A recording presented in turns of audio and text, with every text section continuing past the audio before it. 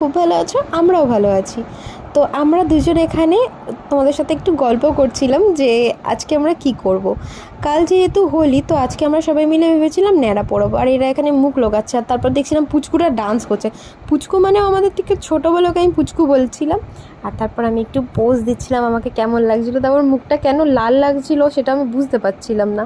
লাল লাগার রিজন হলো, আমরা তার কিছুক্ষণ আগে ভিডিও বানাচ্ছিলাম আমি আর পোপো।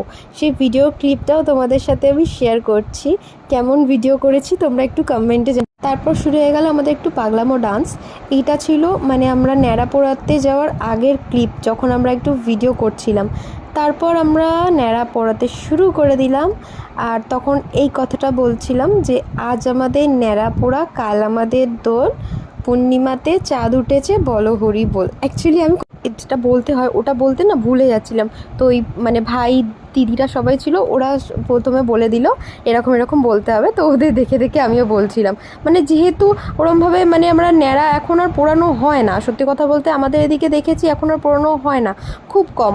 মানে কয়েকজন হয়তো লাখে গুণে একজন পোড়ায়। তো আমরা রিসেন্ট বললাম যে চল সবাই মিলে পোড়ানো হোক। তো সবাই মিলে, আমি কিন্তু কোনো হেল্প করিনি এই ন্যাড়াটা সাজানোর জন্য, এইগুলোই বাচ্চাগুলোই করেছে।